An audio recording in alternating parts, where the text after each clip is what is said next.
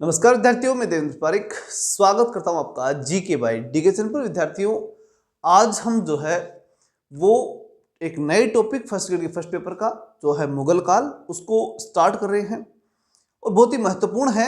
आपके एक question confirm इसमें से आएगा। तो चलिए इसको याद करते हैं। इसमें एक महत्वपूर्ण बात आपको ध्यान रखनी है कि ये टॉपिक हम याद करेंगे। मेरा टारगेट पूरा रहेगा याद कराने पर, ठीक है ना, क्योंकि इसमें कुछ शब्दावलियां हार्ड हैं, थोड़ा सा टॉपिक भी हो सकता है हार्ड है, उसे मैं इंटरेस्टिंग करके आपको याद करवाऊंगा, इसलिए पूरे मनोयोग से इसमें जुड़े रहें। चलिए शुरू करते हैं। मुगल शासन के दौरान भारत में सांस्कृतिक गतिविधियों का बहुमुखी विकास हुआ। कई सांस्कृतिक गतिविधियां इसमें हुई, जैसे वास्तुकला, चित्रकला, साहित्य, संगीत, इन सब क्षेत्रों के अंदर, और इनकी परंपराओं की जो स्थापना थी, अलग अलग परंपराएं जो थी उनकी स्थापना हुई।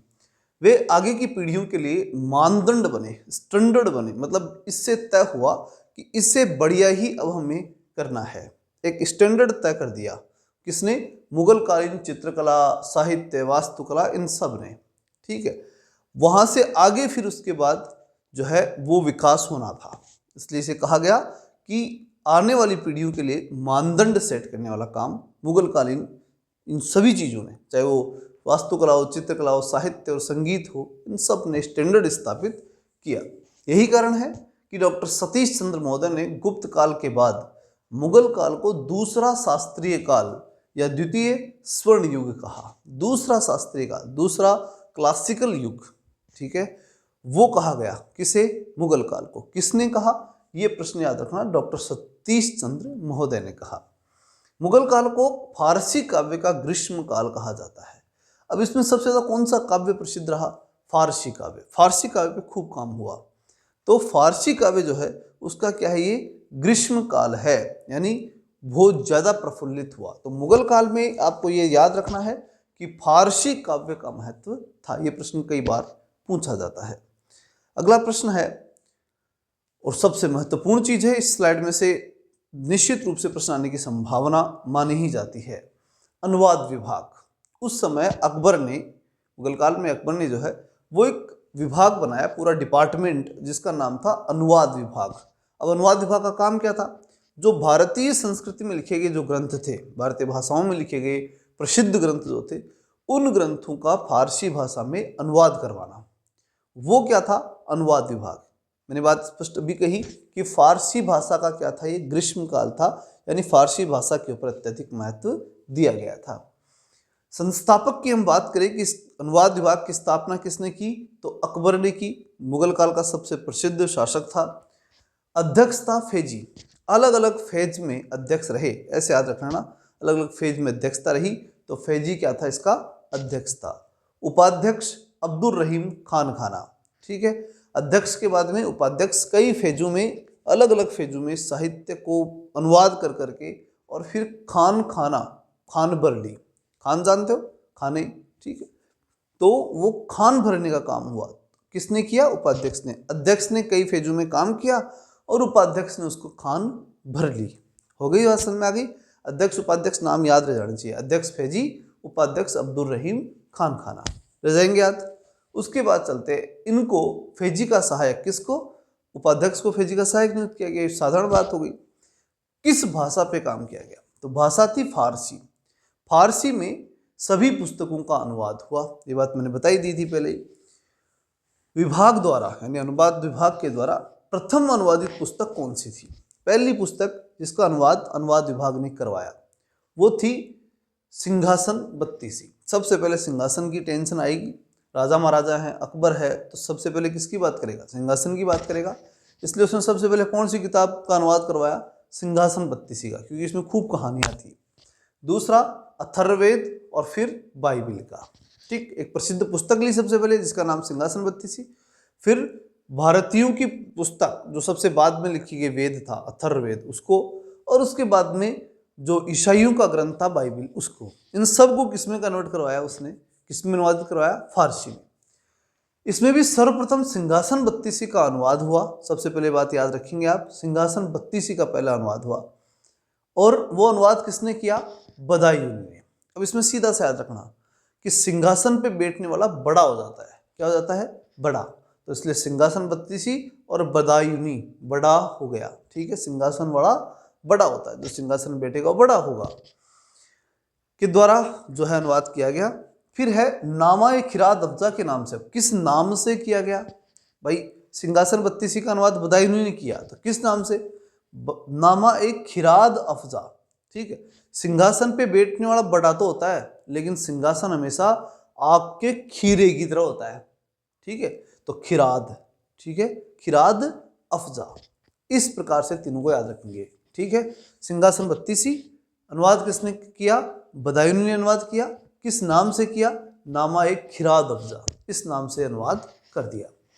पूरे विश्व में सर्वप्रथम बाइबिल का फारसी में अनुवाद मुगल दरबार में ही हुआ था। मुगल दरबार ही ऐसा दरबार था जहां पर पहली बार बाइबिल का फारसी में अनुवाद हुआ था। बाइबिल का भी फारसी में अनुवाद हुआ था, यानी धार्मिक ग्रंथों का भी बाइबिल में अनुवाद कराने वाला मुगल दरबार था, चाहे वो अथर्ववेद हो, चाहे वो जो है बाइबिल हो। ठीक, तो 3 किताबें प्रमुखतः शुरुआती याद रख सकते हैं आप। सबसे पहली पुस्तक थी सिंहासन बत्तीसी।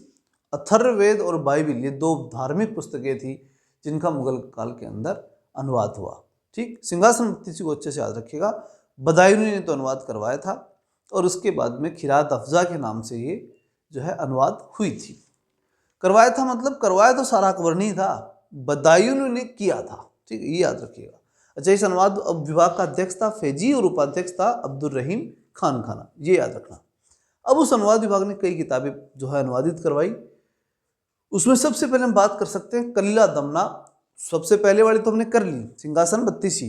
ठीक है, अब यहाँ जो लिस्ट है उसमें सबसे पहले बोल रहा हूँ मैं। ठीक है, कलिला दमना जो कि पंचतंत्र के नाम से भी प्रसिद्ध रही, पंचतंत्र का ही अनुवाद कलिला दमना के अंदर हुआ, और फिर कलिला दमना का अनुवाद वापस और जो है करवाया गया, अलग अलग भाषाओं में हुआ था, जिसकी भी थोड़ी देर बाद में हम डिटेल से चर्चा करेंगे। इस किताब की पंचतंत्र की अलग से करनी पड़ेगी, इस पर चर्चा अपने को। एक बार के लिए काफ़ी है कि इतना याद रख लें कि कलिला दमना की जो है वो अनुवाद किसने किया था? अबुल फजल ने। ठीक, तो काला कोई भी चीज़ काली हो जाए तो जल से साफ करते हैं, ऐसे याद रखना। कलिला दमना काली है, उसे हम क्या करेंगे? जल से साफ, तो जल यानी फजल हो जाएगा याद। इस पर मैंने कहा अभी डिटेल से चर्चा और भी करनी पड़ेगी। आगे चलते हैं, सिंहासन बत्तीसी और रामायण। अब देखो ये दोनों ही बड़ी बात थी। सिंहासन पे बैठेगा वो बड़ा आदमी होगा, और राम जी तो बड़े थे ही थे, अकबर को भी मानना पड़ा था। तो बदायूनी बड़े बड़े लोगों की बात की जाए तो फिर रामायण और सिंहासन बत्तीसी आते हैं, और ये बदायूनी ने ही फारसी में अनुवाद किया था। अगला अथर्ववेद। अथर्ववेद का अनुवाद किसने किया? बदायूनी ने इसका।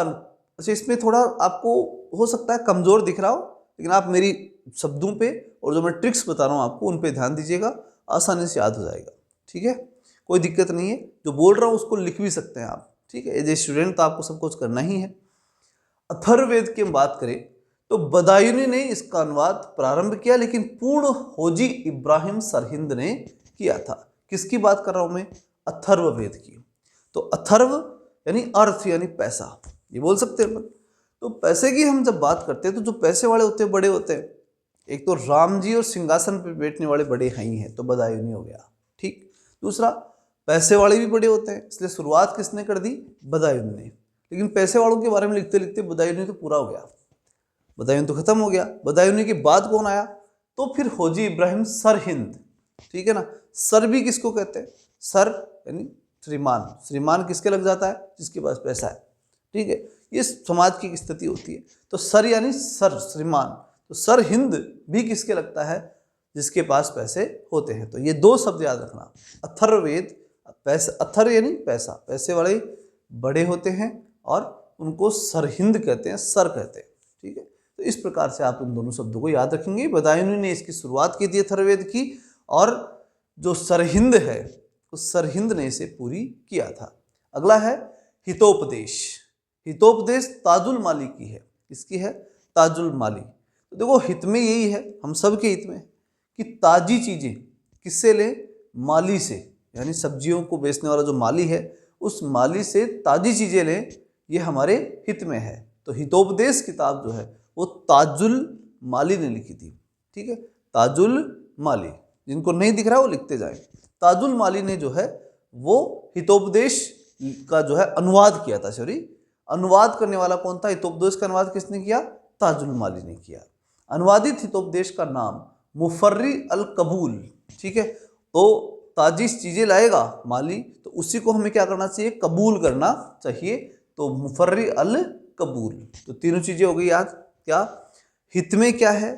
ताजुल माली, ताजा चीजें माली से लेना हमारे हित में है और वही हमें कबूल करनी चाहिए। मतलब मुफर्री अल कबूल के नाम से इस हितोपदेश का क्या किया था? अनुवाद किसने किया था?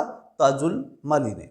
अगला प्रश्न है जिचेद दीजिए। इसमें काफी टाइम लग सकता है लेकिन सबसे इंपॉर्टेंट पार्ट है इस स्लाइड में, सबसे इंपॉर्टेंट चीजें हैं क्योंकि इसमें से प्रश्न आएगा। ये मान के चलो अगर आएगा तो 95% बोल सकता हूँ, 5% तो फिर जो आगे पीछे में बता रहा हूँ वो है ही, लेकिन 95% चीजें लगभग इसमें से ही आ जानी है। ठीक है, चलिए आगे चलते हैं। किताब का प्रश्न जो आज हम पढ़ रहे हैं, क्या? मुगलकालीन साहित्य। तो साहित्य में से मैं जो बात कर रहा हूँ वो यही है कि 95% क्वेश्चन इसी स्लाइड में से आने के चांसेस हैं। चलिए, जिचेद दीजिए मिर्जाई, फतेउल्लाह सिराजी। अब सिराजी हम गांव में बोलते हैं सीरा। ठीक है, सीरा जानते हैं? हलवे को सीरा कहते हैं। तो फतेउल्लाह सिराजी, इसको या तो ऐसे सिरे के माध्यम से याद रख सकते हो ना, एक तरीका और भी है, जी चीज दीजिए मिर्जाई, यानी ऐसी चीज दीजिए मिर्जा राजा कि हमारी फतेह हो सके। फतेउल्लाह, ठीक है, फतेह हो जाए फिर उसके बाद हम सीरा खा लें, ऐसे याद रख लो। बाकी सीरे वाली कहानी अगर सबको ध्यान में नहीं रहती तो फतेह तो याद रहता है, फतेह ने जीतना, तो इसलिए ये शब्द याद रख लीजिए। क्या? कि जी चीज दीजिए, चीज दीजिए, कि कौन दे, किसको कह रहा है? अकबर मिर्जा राजा को, मिर्जाई दीजिए मिर्जाई की, ऐसी चीज दीजिए मिर्जा राजा कि हमारी क्या हो जाए? फतेह हो जाए। ठीक है ना, तो इस प्रकार से याद रख लीजिएगा। फिर आता है भागवत पुराण। भागवत पुराण जब बोली जा रही थी तो उसके ऊपर जो पेड़ था, उस पेड़ के ऊपर एक कौवा बैठा था जिसे बोलते हैं टोड कौवा। ठीक है, टोड कागला बोलते हैं हमारी तरफ। ठीक है, तो टोडरमल का याद रखना, टोडरमल भागवत पुराण। भागवत पुराण को कौन सुन रहा था? टोडरमल सुन रहा था, टोड कागला सुन रहा था। ठीक, अगली बात राज तरंगिणी। राज तरंगिणी की जब हम बात करें तो शाह मोहम्मद शाहबादी, राज जो ना राजा, जब राज बैठता है, राजा बैठता है तो तरंग की बात होती है। तरंग यानी उसकी सारी वाइब्रेशन चारों तरफ होती है कि राजा है, ऐसा प्रभाव उसका बढ़ना शुरू होता है। तो राज का तरंग चारों तरफ फैलता है। अब तरंग बहता है, क्या होता है? तरंग बहती है। राजा जहां बैठा है तो उसका प्रभाव बढ़ता है, तो तरंग बढ़ती है। तो तरंग बढ़ती है, इसका मतलब इसमें आगे जाकर के आप एक शब्द मिलेगा अनुवादित राज तरंगिणी का नाम। मतलब इस किताब का नाम किस नाम में अनुवादित हुआ? बहर उल अस्मार के नाम से। किस नाम से? बहर उल अस्मार। तो बहती है, क्या बहती है? तरंग बहती है। तरंगनी और बहर, ये दो शब्द याद रखने हैं आपको। ठीक है ना, तो बहर उल अस्मार और राज तरंगिणी। ठीक है, राज तरंगिणी का किस रूप में अनुवाद हुआ? बहर उल अस्मार के रूप में हुआ। तरंग बहती है। अब अगली बात आती है कि किसकी तरंग बहती है? जो सीट पे बैठा है, साहब जो बैठे हैं, तो साहब का प्रभाव बह रहा है। ठीक है, तो राज तरंगिणी शाह मोहम्मद शाहबादी, तो साहब का राज जो है, उस राज के कारण से चारों तरफ तरंगे फैल रही हैं, यानी बह रही हैं। इस प्रकार से आप उसको याद रखेंगे तो आसानी से याद रहेगा, भूलोगे नहीं। आगे आओ। अच्छा, ये जो बोल रहा हूँ ना चीजें, इनका फायदा ये होता है कि ऑप्शन देखते याद आती है चीजें, ये बहुत बड़ा रहता है। अब याद रहे न रहे, ऑप्शन देख के तुरंत चीजें याद आ जाएंगी और सरल हो जाती है। लैंग्वेज हार्ड है लेकिन वो सरल बन जाती है। फारसी प्रकाश कृष्णदास। ठीक है, कृष्णदास की पुस्तक है। यह पुस्तक संस्कृत और फारसी का प्रथम शब्दकोश है। संस्कृत का और फारसी का, इन दोनों का मिक्स रूप में पहला शब्दकोश है। मतलब ये सीधी सी बात है, संस्कृत भाषा को फारसी में क्या कहते हैं? किसी भी संस्कृत शब्द को फारसी में क्या कहते हैं? ये बात किसने बताई? कृष्णदास ने। तो फारसी भाषा का जो प्रकाश, ठीक है, वो कृष्णदास ने ही दिया। तो भगवान श्री कृष्ण चारों तरफ प्रकाश फैलाते हैं, तो फारसी भाषा का प्रकाश जो है वो भी आप किनसे जोड़ लेंगे? कृष्णदास से। अगला आता है तजक आजकल सर्दियों में होती है गजक। ठीक है, तजक और गजक, तो गजक से जोड़ के रखना है इसको याद। कैसे रखोगे? मुकम्मल खां गुजराती। ठीक है, गजक मुकम्मल रूप से, ठीक है, कहाँ मिलती है? गुजरात में मिलती है। मुकम्मल खां गुजराती। गुजरात में मुकम्मल मात्रा में मिलती है क्या? गजक। मुकम्मल का मतलब पर्याप्त मात्रा। अनुवादित ज्योतिष शास्त्र की इस पुस्तक का नाम जहान ए जफर। इसको अनुवाद किया तो किस नाम से किया? जहान ए जफर के नाम से। ठीक है, मतलब गजक सर्दियों में पूरे जहान के अंदर खाई जाती है, ऐसे याद रखना। तो दजक यानी गजक, गजक पूरे जहान में खाई जाती है, इसलिए किताब का नाम अनुवादित हो गया। ठीक, अनुवादित किताब जहान के नाम से है। दूसरा, कहाँ ज़्यादा प्रसिद्ध है? गुजरात में, तो गुजराती ऐसे याद रख लेना। ठीक है, मुकम्मल खां गुजराती याद रखने के लिए है, बाकी इस तो जहाँ भी बन जाए वही प्रसिद्ध। ठीक है, आगे चलते हैं। मजमुल बुल्दान। मजमुल बुल्दान, इसमें क्या है? अरबी में लिखित भूगोल की इस पुस्तक का नाम। ये पुस्तक थी भूगोल की, अरबी के अंदर अनुवादित, अरबी में लिखी हुई थी, ये अरबी भाषा की थी। अनुवाद मुल्ला अहमद कासिम बेग और शेख मुनव्वर अली आदि ने मिलकर के इसका अनुवाद किया था। ठीक है, ये जो है वो भूगोल की पुस्तक थी, अरबी भाषा में लिखी हुई थी। इसका अनुवाद फारसी में करवाया गया था। किसने किया था इसका अनुवाद? इसका मुल्ला अहमद कासिम बेग। ठीक है, तो इतना ध्यान रखना। मजमुन बुल्दान, तो बुल्ला जो होता है ना, छोटे बच्चे, बुल्ले, तो स्कूल में जाते हैं छोटे बच्चे, उनको कहते हैं बुल्लिया, कह देते हैं अपन। तो उनके पास क्या है? बेग है। एक बेग शब्द आएगा इसमें, कासिम बेग, उनके पास हमेशा बेग रहता है, एक बेग रहेगा। बेग शब्द ऑप्शन में आए वो कर देना है। ठीक है, मजमुल बुल्दान, बुल्दान दिखते ही बुल्ला और उसके बाद बेग। ठीक, इस प्रकार से दो शब्द याद रख लेने हैं। फिर आता है हरिवंश। हरिवंश की जब हम बात करते हैं तो मौलाना शेरी, हरि शेर, हरि यानी भगवान, और भगवान तो हमेशा शेर की तरह रहे, तो शेरी याद रख लेना। हरिवंश मौलाना शेरी। आगे बढ़ते हैं। ये थी वो लिस्ट थी, इस लिस्ट को आप बार बार देखना। ठीक है, 2-3 बार देख लेना, पक्का है कि आपको याद हो जाएगी। और इसको याद होना बहुत जरूरी है, वो याद नहीं होगी तो फिर दिक्कत है। मुगल साहित्य में मुझको जो आज मैं पढ़ा रहा हूँ उसके बाहर कुछ नहीं आएगा, 100% सही हो जाएगा। बस इंपॉर्टेंट एक ही बात है कि इस वीडियो को पूरी तरह से देखने के बाद कोई दिक्कत आपके नहीं आएगी। इसे एक बार और देख लेना, जिससे याद हो जाएगी। फिर एक बार एग्जाम में देखोगे तो सही करके आओगे, ये पक्का विश्वास है। चलिए, पंचतंत्र। पंचतंत्र की हम बात करें तो नौशिरवा इसका फारसी, मतलब फारसी में तो इस किताब को, अभी पंचतंत्र के बारे में ध्यान से सुनना है, इसमें से भी प्रश्न आने की पूरी संभावना। मैंने बताया था कि किताबों में सबसे प्रसिद्ध किताब इसमें उस समय जिसमें से प्रश्न आते हैं वो है कौन सी? पंचतंत्र। इसलिए इस पर ढंग से चर्चा करेंगे अपन। ठीक है, इसको ध्यान से देखना। नौशिरवा इसका फारसी के अंदर अनुवाद था। नौशिरवा क्या है? फारसी के अंदर अनुवाद। तो इसका कई भाषाओं में अनुवाद हुआ, किसका? पंचतंत्र अनुवाद। सबसे पहले हम बात किसी करेंगे? फारसी। फारसी में नौशिरवा, पांच से क्या हो गए? 9 सिर हो गए।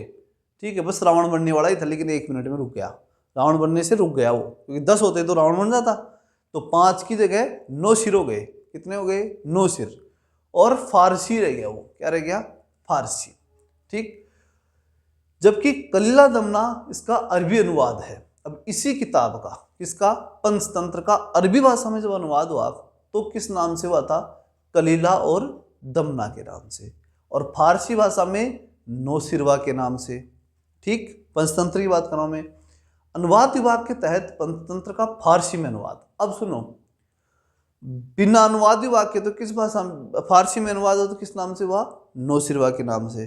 और जब अनुवाद विभाग ने डिपार्टमेंटली जब पंचतंत्र का अनुवाद हुआ, जो कि फारसी भाषा में हुआ, हालांकि पहले फारसी का अनुवाद हो चुका था इसका, लेकिन फिर से अनुवाद विभाग ने जब फारसी में अनुवाद करवाया तो जो है कब किसने किया? ये इंपॉर्टेंट प्रश्न है और जो आपको याद रखना है।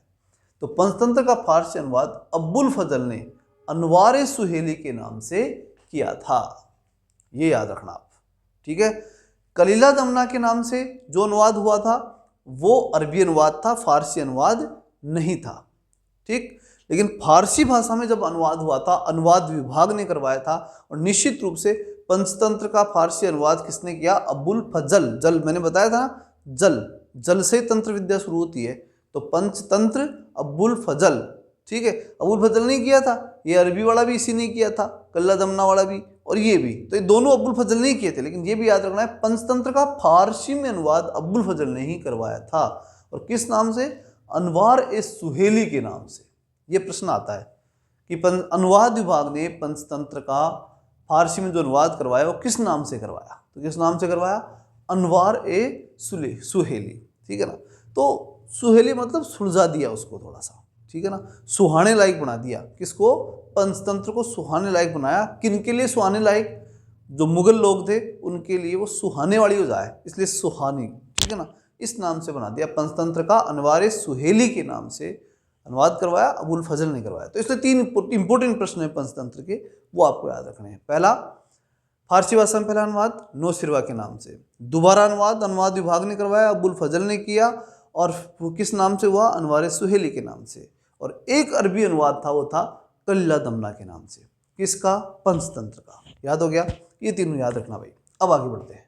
सुलेखक, अच्छे लेखक भाई लिखवाए हैं तो लेखक भी तो अच्छा होना चाहिए, जो अच्छा लिख सके, सुंदर लिख सके। तो उन लोगों की बात अब करेंगे। बाकी साहित्य की बात हुई, लेकिन साहित्य के को लिखने वालों की बात करते हैं। अकबर ने कश्मीर के मोहम्मद हुसैन को, ये प्रश्न भी खूब आता भाई, ये जरी कलम वाला क्वेश्चन खूब आता है, ठीक है। लिखने वाला इंपॉर्टेंट हो गया, इसलिए ये सबसे इंपॉर्टेंट हो गया। अकबर ने कश्मीर में मोहम्मद हुसैन को जरी कलम की उपाधि दी थी। कहाँ का था? पहली बात तो समझो, कश्मीर का आदमी था, अकबर के दरबार में लिखने आता था, नाम था मोहम्मद हुसैन। मतलब अक्षरों को कैसे लिखता था? अक्षरों का जो हुस्न था, अक्षरों का हुस्न वो सुंदर कर देता था, इसलिए हुसैन याद रखना। अकबर ने हुसैन को जरी कलम की जोरदार कलम लिखी भाई। जोरी यानी जोरदार, जूरी कलम जोरदार कलम, ठीक है। और हुसैन ने उसका हुस्न बनाया, इसलिए हुसैन नाम था। जूरी कलम नाम उसे किसने दिया? अकबर ने दिया। शाहजहां ने सुलेखकों को में मोहम्मद मुराद सिरी कलम, अब एक था सिरी कलम, वो नाम दिया था शाहजहां ने। किसको दिया था? मोहम्मद मुराद को, ठीक है ना। तो मैं तेरा मुरीद हो गया, मैं तेरा फैन हो गया, उस समय भाषा में बोलते थे मुरीद हो जाना, ठीक है। मतलब तेरे को मैंने सिर पे चढ़ा लिया, है ना। मुरीद हो गया मतलब सिर पे चढ़ा लिया, इसलिए सिर पे डाला सिरी कलम, और ये मुरीद हो गया। तो मुराद को सिरी कलम की उपाधि दी थी। किसने दी थी? शाहजहां ने। पूरे जहां के सामने मैं तेरा मुरीद हो गया, इसलिए तेरे को उठाए कहाँ रख लिया? सिर पे रख लिया। तो जहां याद रखना, शाहजहां, मुरीद याद रखना, और फिर सिरी कलम याद रखना। और एक जूरी कलम वाली बात करें तो जूरी कलम यानी जोर की कलम क्यों है? क्योंकि वो अक्षरों का क्या बना देती है? हुस्न बना देती है, इसलिए हुसैन को जूरी कलम की उपाधि दी। किसने दी? अकबर ने दी, ये याद रखना, ठीक है। अगली बात, आका रशीदी, मीर स्वाले और मोहम्मद मोमिन, ये भी प्रमुख क्या थे? अन्य लेखक थे जिन्होंने किताबें लिखी। बाकी जूरी कलम और सिरी कलम ये आपको याद रखना, एग्जाम में आते हैं। इसके अलावा इन तीनों को भी याद तो रखना ही है, आका, स्वाले है और मोमीन, ठीक है ना। मोम जो है वो स्वाले है, स्वाहा हो जाती है भाई, जलाएंगे तो खत्म ही होगी, तो मोम स्वाहा हो जाती है, ठीक है। और खत्म होने के बाद उसकी रशीदी बनती है उसकी, मतलब भाई ये काम में ली गई थी, बाकी उसका कोई उदाहरण नहीं मिलता। तो रशीद दे करके तो खरीद के लाएंगे, रशीद लेके आएंगे और अगले से खरीद लाएंगे, और फिर आकर के जब भी जलाएंगे तो वो स्वाहा हो जाएगी। कौन? मोम। तो 3 नाम याद रह जाएंगे भाई। लिखेंगे तो रोशनी तो चाहिए, रोशनी के लिए क्या किया आपने? रोशनी के लिए मोम जलाया, तो मोम के लिए पहले आप रशीद लेके आओगे, मोम लेके आओगे, ठीक, उसके बाद जलाओगे, फिर वो स्वाहा हो जाएगी। तो 3 नाम हो गए, और मुझे मालूम अब याद हो गया, ठीक है ना, इसमें कोई दिक्कत अब नहीं रहेगी। आगे बढ़ते हैं। अब है अन्य महत्वपूर्ण तथ्य, जो ढंग से अब देख लेते हैं फटाफट। 4 चमन के लेखक चंद्रभान ब्राह्मण, 4 से चंद्रभान और 4 से 4 चमन। तो 4 चमन के लेखक थे चंद्रभान ब्राह्मण। महाकवि नुसरती, बीजापुर का राजकवि, ने मनोहर और मधुमालती की प्रेम कथा लिखी थी, ठीक है, उसी काल के अंदर। पहले तो ये 4 चमन चंद्रभान याद रह जाएगा, कोई दिक्कत नहीं। अगला, महाकवि नुसरती, बीजापुर का राजकवि था नुसरती, इसने मनोहर और मधुमालती की प्रेम कहानी लिखी। नाम ही बड़े फेमस है, मनोहर मन लगने वाला, मधुमालती शहद, ठीक है। तो उनका नुसरती, वो जो शहद है वो निकाल के लाते हैं, निशार करके लाते हैं नुसरती, तो उससे जोड़ के याद रख सकते हैं। राज वलीव पताका के लेखक शुक्र और बल्लार सेन ने भोज प्रबंध की रचना की थी। एक भोजन का प्रबंध, भोज प्रबंध, ठीक है। भोजन का प्रबंध कब? शुक्रवार को, भाई मुसलमान थे तो शुक्रवार को पवित्र था उनका। तो शुक्र और बल्लाल सेन, अब भोजन खाए क्या होते हैं? बल वाले होते हैं, बलशाली होते हैं। तो बल्लार सेन, शुक्र, भोज प्रबंध और राजवली व पताका और फिर राज करते हैं। बस ऐसे याद रखना। तो 3 शब्द याद जाएंगे, फिर जोड़ लेना। फिर ध्यान रख लेना कि वे राजवली व पताका को लिखने वाले 2 आदमी थे, शुक्र और बल्लार सेन, और उन्हीं शुक्र बल्लार सेन ने भोज प्रबंध लिखा। इसका मतलब इन दोनों ने 2 किताब लिखी, एक कौन सी, भोज प्रबंध, और एक राजवली व पताका। रहेगा याद। आगे बढ़ते हैं। गुजराती अकबर के समय, अब हाँ गुजराती मतलब गुजराती साहित्य की बात हो रही है। हाँ, अकबर के समय गुजराती का ख्यात संत कवि अरवा था। तो ये याद रखना बस काफ़ी है। गुजराती कवि कौन था सबसे प्रसिद्ध? अरवा। खूब पर्याप्त हो जाएगा। जिसने चित्त विचार संवाद सतपथ केवल्य गीत की रचना की थी। गुजराती भाषा में गर्भा साहित्य दुर्गा की स्तुति का निर्माण हुआ। बस इतना याद रखना अरवा, क्योंकि गुजराती नाम फिर तो अपने आप जुड़ जाते हैं। जैसे देखो गरबा, सब जानते हैं गरबा कहाँ होता है, गुजरात में होता है। दुर्गा माता की स्तुति होती है, तो गुजरात याद हो जाएगा। अच्छा, केवल्य सतपथ और विचार संवाद, ये उस गरबा में संवाद भी होते हैं, पथ भी होते हैं, चलते भी हैं लोग। सतपथ केवल्य, ठीक है, तो केवल्य के लिए ईश्वर की प्रार्थना कर रहे हैं, तो याद रह जाएगा। फिर अरवा याद रखना, लेकिन गुजराती में अरवा साहित्य जो था वो महत्वपूर्ण कवि था। फिर आता है बंगाली कवि। बंगाल में उस समय कौन से कवि थे? बंगाली कवियों में, या बंगाली भाषा के अंदर काम करने वालों की बात बोल सकता हूँ, तो बंगाली भाषा के जो कवि थे उनमें काशीराम दास, धन्नाराम, मुकुंदराम, ठीक है, चक्रवर्ती इसी समय हुए। मुकुंदराम को बंगाल का करेब कहा जाता था। अब देखो इसमें क्या, काशी, धन्ना और मुकुंद सम, तो इन तीनों नामों को कैसे याद रखेंगे? काशी का तो बर्तन था, उसमें क्या था? धन, इसलिए धनाराम।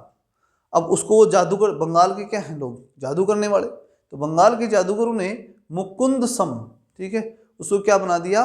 मुकुंद सम, यानी उस जो काशी का बर्तन था जिसमें धन था, उसे जादू से एक मुख के रूप में बना दिया। उसको धन से क्या बना दिया? मुंह बना दिया किसी का, तो मुकुंद हो गया। 3 नाम याद रहने के लिए पर्याप्त है, ठीक है। काशी, धन और चेंज होके मुकुंद, ठीक। अब मेन चीज कौन हो गई? मुकुंद, इसलिए मुकुंद को बंगाल का करेब कहा जाता है। रह जाएगा याद। अगली चीज, अकबर हीरानंद का संगीत सुनने के लिए भेष बदल के जाता था। एक बहुत महत्वपूर्ण थे हरिदास याद रखना। अकबर हरिदास का संगीत सुनने, किसका? हरिदास का। अब हरिदास का संगीत बहुत प्रसिद्ध संगीत था। संगीत सुनने के बाद पूरा आनंद आता था, ठीक, और इतना कि उसके बाद उसे किसी दूसरे संगीत को नहीं सुनना होता था, इसलिए वो भेष बदल करके उसके घर, क्योंकि हरिदास खुद दरबार नहीं आते थे। हरिदास जो थे वो कहते थे कि मुझे राज दरबार से कोई लेना देना नहीं है, तो उसके संगीत सुनने के लिए अकबर खुद आता था। तो अकबर हरिदास का संगीत सुनने भेष बदल के आता था। उसके काल में पद्य लिखने वालों में सबसे विख्यात गिजाली था, ठीक है ना, गजल गाने वाला, पद्य गाने वाला, तो गजाली सबसे प्रसिद्ध हो गया। उसके बाद फेजी का स्थान आता है। तो गिजाली के बाद, गिजाली के समय गजल फेमस हो गई है, तो गजल वाला, और उसके बाद में फेजी। तो गिजाली और फेजी ये 2 प्रसिद्ध पद्यकार थे, और हरिदास जो थे वो ऐसा संगीत गाते थे कि अकबर को खुद जाना पड़ता था। ये कुछ फैक्ट हैं जो आपको याद रखने हैं। अब बात आती है अल्लोपनिषद की। ये पुस्तक इस्लाम और उपनिषद का समन्वय है। ये बहुत महत्वपूर्ण पुस्तक है। अल्लोपनिषद, अल्लाह और उपनिषद, तो दोनों का नाम आएगा, इस्लाम का भी और उपनिषद का भी। इन दोनों चीज़ों का इसमें समन्वय है इस किताब में। अकबर ने इस पुस्तक को हिंदू मुस्लिम भाईचारा बढ़ाने के लिए लिखी थी। अल्लाह और उपनिषद, तो हिंदू मुस्लिम भाईचारा हो गया। शाहजहां के समय फारसी में, ये तो बात हुई अकबर के समय की, बात अब किसकी कर रहे हैं? शाहजहां के समय की। शाहजहां के समय फारसी में अनुवादित पुस्तकें दारा के मुंशी बनवाली दास ने प्रबोध चंद्रोदय का गुलजार हाल नाम से, इब्न हरनक ने रामायण का, एवं अब्दू तालिब तुर्तवी ने बाबरनामा का अनुवाद किया था। अब इनको याद कर लेते हैं। देखो किसकी बात कर रहा हूं मैं? शाहजहां के समय की। क्या हुआ? फारसी में अनुवादित पुस्तकें, अब्दू मतलब शाहजहां के समय कौन कौन सी पुस्तकें फारसी में अनुवादित हुई थी। अब देखना, दारा के मुंशी बनवाली दास ने, सबसे पहले बनवाली दास याद रखना है। तो बन के अंदर क्या हुआ? चंद्रोदय, चंद्रमा उदय हो गया, बन में चंद्रमा उदय हो गया, रह जाएगा याद। बनवाली दास प्रबोध चंद्रोदय। दूसरा, अच्छा चंद्रमा उदय हो गया। अब चंद्रमा उदय हुआ तो क्या हुआ? सब कुछ गुलजार हो गया, तो गुलजारे हाल के नाम से, मतलब प्रबोध चंद्रोदय किताब जो थी, उस किताब को गुलजारे हाल नाम की किताब में जो है वो फारसी भाषा में अनुवादित कर दिया। तो बन में चंद्रमा उदय हुआ और उससे पूरा मामला गुलजार हो गया, वहाँ का पूरा जगह क्या हो गई, गुलजार हो गई। इब्न हरनक ने रामायण का, अब रामायण का अनुवाद किसने किया, इब्न हरनक ने। तो रामायण में हुआ ही क्या था, रावण हर के ले गया था, तो हरनक याद रखना, हरनक रामायण हो गया याद। और फिर अब्बू तालिब तुर्तबी ने बाबरनामा कहा। जब बाबर जो है राज पे बैठा तो लोगों ने ताली बजाई थी, तालिब, अब्बू तालिब तुर्तबी और बाबरनामा, ठीक है। तो बाबरनामा का अनुवाद किसने किया था, अब्बू तालिब तुर्तबी ने किया था, ठीक है। किसके समय की बात कर रहा हूँ, शाहजहां के समय। किस भाषा में, फारसी भाषा में, ये जरूर याद रखना पड़ेगा। इस समय बीज गणित का फारसी में अनुवाद अब्दुल रशीद ने किया था। अब बीज गणित में क्या लिखना पड़ता है, गणित लिखनी पड़ती है, तो गणित से रशीद कटती है, 100 रुपये 200 रुपये से रशीद कटती है। तो अब्दुल रशीद ने बीज गणित का फारसी में अनुवाद किया था। दारा शिकोह ने बनारस के ब्राह्मणों के सहयोग से भगवत गीता और योग वशिष्ठ का अनुवाद किया था। किसने किया, दारा शिकोह ने। कहाँ, बनारस के ब्राह्मणों के सहयोग से। अब ये बात ये शाहजहां की हो गई, फिर किसकी आएगी, दारा शिकोह की। तो दारा शिकोह ने क्या किया, उसने भी साहित्य में कुछ किया होगा, तो उसने बनारस के ब्राह्मणों के सहयोग से भगवत गीता और योग वशिष्ठ का अनुवाद करवाया था। भगवत गीता जो सबसे प्रसिद्ध थी, और योग, गीता में क्या है, सबसे पहले योग है प्रसिद्ध, तो गीता में जो योग था उसका अनुवाद करवाया किसने, दारा शिकोह ने, ठीक है ना। उसने धारा प्रवाह है, धारा यानी नदी, और नदी थी तो मतलब क्या था, बनारस था, और बनारस के अंदर नदी के पास बैठ के, दारा के पास बैठ करके और फिर अनुवाद करवा दिया। याद रह जाएगा, दारा शिकोह ने बनारस के ब्राह्मणों के साथ मिलकर के और 2 किताबें, भगवत गीता और योग वशिष्ठ का अनुवाद करवाया था। अगली बात, शाहजहां के समय ही चंद्रभान ब्राह्मण ने अबुल फजल की शैली को मिलाकर के एक नई शैली बनाई थी। शाहजहां के समय, पूरे जहां की बात ही कर रहे हैं, पर पूरे जहान में फैलाने के लिए किसको, फारसी भाषा को कौन इंपॉर्टेंट काम किया था, चंद्रभान, क्योंकि चंद्रमा की रोशनी सारे जहां में फैलेगी। तो शाहजहां के समय चंद्रभान ब्राह्मण ने अबुल फजल की शैली को मिला करके, अबुल फजल की शैली जो फारसी की थी और खुद की शैली जो यहाँ की थी, तो दोनों मिल गई, यहाँ वाली और फारसी, तो एक नई शैली प्रस्तुत की। चंद्रभान पर्शियन में साहित्यिक कुशलता प्राप्त करने वाले प्रथम हिंदू थे। तो फारसी किससे सीखी उसने, अबुल फजल से, और अपनी वाली थी तो इनको मिक्स करके नई शैली उत्पन्न की थी किसने, चंद्रभान ने। तो ये भी याद रखना है कि भारतीय शैली और जो फारसी शैली को मिलाने वाला कौन था, चंद्रभान। वस्तुतः मुगल काल में फारसी भाषा की 2 शैलियां प्रचलित। तो अब बात आती है कि वो जो शैली डेवलप करने की बात जब आती है मिक्स शैली की, तो उसमें एक महत्वपूर्ण बात हमें समझनी पड़ेगी कि 2 शैलियां उस समय प्रचलित थी, एक तो भारतीय जो है फारसी और एक ईरानी फारसी, 2 फारसी भाषाएं प्रचलित थी। तो प्रथम भारतीय फारसी और दूसरी ईरानी फारसी, ये 2 भाषाएं जो है उस समय प्रचलित थी, ठीक। अब हम बात करते हैं भारतीय फारसी की। यहाँ ये शब्द गलत छप गया, भारतीय है ये, ठीक है। भारतीय फारसी शैली का उत्कृष्ट प्रवर्तक एक तो अबुल फजल तो था ही, क्योंकि उसने भारत की फारसी भाषा में खूब काम किया था। भारत की फारसी कौन सी हो गई, जिसमें भारत के जो भाषाएं वो भी शामिल हो और फारसी भी शामिल हो, वो कौन सी होगी, भारतीय फारसी। तो उसमें एक तो हो गया कौन, अबुल फजल। इसके अलावा अबुल फजल तो था ही, फिर शाहजहां के काल में इस शैली को विद्वानों में, और शाहजहां के समय और कई विद्वान आए, जैसे अबुल हमीद आया, अबुल हमीद लाहौरी, लाहौर से आया था ये, और एक वारिस आया था, लाहौर से वारिस आ गया। चंद्रभान ब्राह्मण था ही यहाँ पर, और एक लाहौर से वारिस आ गया, और यहाँ कौन था, चंद्रभान ब्राह्मण, मोहम्मद स्वालेह है, ठीक है। तो वो जो लाहौर से वारिस आया था ना, उसने चंद्रभान ब्राह्मण को देखा, और ब्राह्मण जी क्या कर रहे थे, वो स्वाहा कर रहे थे, तो स्वालेह है, तो मोहम्मद स्वालेह है, चंद्रभान ब्राह्मण, और लाहौर से वारिस आ गया। तो ये सारे लोग जो थे ना, ये भारतीय, और एक अब्दुल फजल जल लेकर के फिर ही बैठेंगे ब्राह्मण के पास, तो अबुल फजल, ये सारी चीज, ये सारे क्या थे, भारतीय फारसी के। अब हम बात करते हैं ईरानी फारसी के विद्वान, जबकि ईरानी फारसी शैली के प्रसिद्ध विद्वान में अमीनाई कजवीनी और जलालुद्दीन तबातबाई, ठीक है ना, ये 2 नाम फेमस थे। कौन कौन से, कजवीनी और तबातबाई, ठीक है। कज बटन होते हैं किसके, बुरसेट के, ठीक। तो बुरसेट पहने, तबातबाई फटाफट, ठीक है। किसने पहने, ईरानी लोगों ने। ईरानी जब लोग फारसी भाषा में लिखना शुरू करते थे तो पहले अपने कज ठीक करते थे और तबातबाई यानी फटाफट कर लेते थे, और उसके बाद लिखना शुरू करते थे। 2 नाम याद रखना, कजवीनी और तबातबाई, ये किसके थे, ये ईरानी फारसी के थे। और भारतीय फारसी मैंने बता ही दिया, अबू फजल था ही, अबुल फजल के अलावा लाहौरी, वारिस, चंद्रमान ब्राह्मण और स्वाले है, रह जाएंगे याद, ये भारतीय फारसी के थे। तो ये था आपका मुगल साहित्य में वो पार्ट जो फारसी भाषा में अनुवादित किया गया था, फारसी भाषा में लिखा गया था, जो कि मुगल काल की मूल भाषा के रूप में थी। अब बात आती है कि मुगल काल में संस्कृत और हिंदी साहित्य का विकास हुआ था, और इसका जो है वीडियो में अगले वीडियो में लेके आऊँगा, जिसमें संस्कृत और हम हिंदी साहित्य का जो डेवलपमेंट हुआ था मुगल काल में उसको भी पढ़ेंगे।